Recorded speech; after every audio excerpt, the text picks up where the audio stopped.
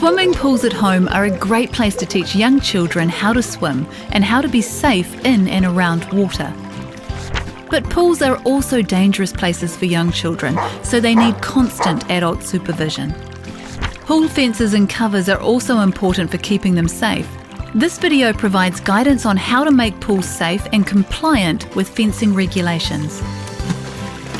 We will focus on 3 types of pools: in-ground, above ground, and small heated pools. Regardless of your pool type, if it can hold more than 40 centimetres of water, you will need to install a physical barrier that restricts access to the pool by unsupervised children.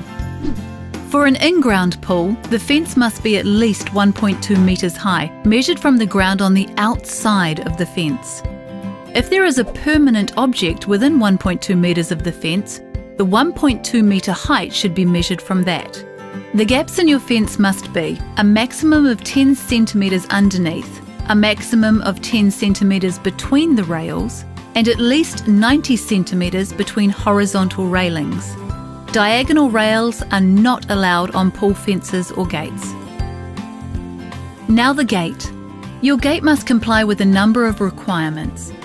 It must open outwards away from the pool, be clear of any obstructions, have a latch, and be able to close and latch on its own.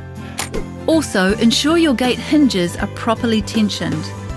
If the latch is on the outside of the fence, it should be at least 1.5 metres above the ground or any nearby permanent objects. For an above-ground pool, the pool itself can sometimes be the fence, but you will need a fence if any of the following apply.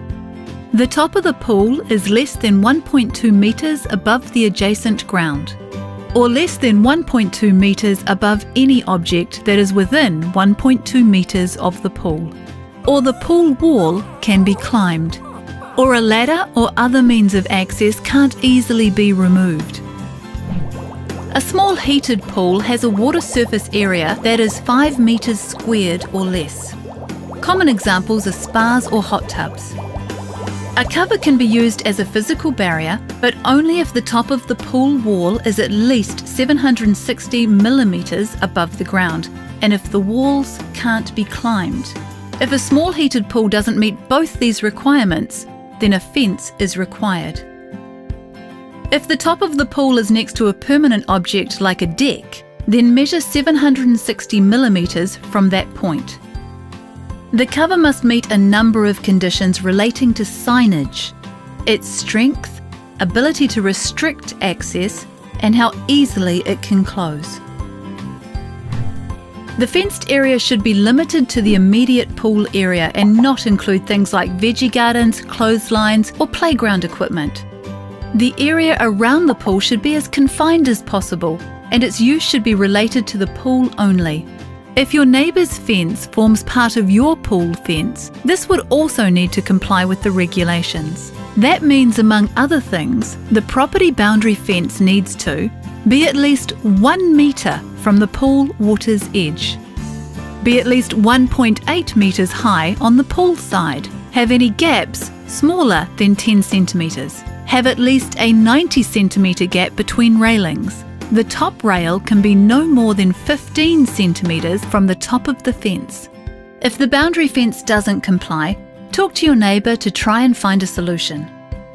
If you do need to build a new fence, it needs to be at least 1.2 metres from the boundary fence.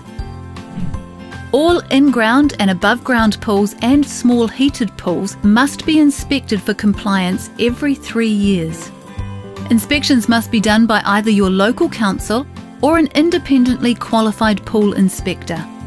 If you fail to meet compliance, you could be fined up to $5,000, or you might be required to drain the pool and keep it empty. Finally, always be mindful of the area immediately surrounding the fence, as things can change. People might leave climbable objects lying around, or overhanging tree branches can grow. It might seem like a lot of rules and effort, but we do it for safety. Let's be kid cool around the pool and make our pools fun and safe for all.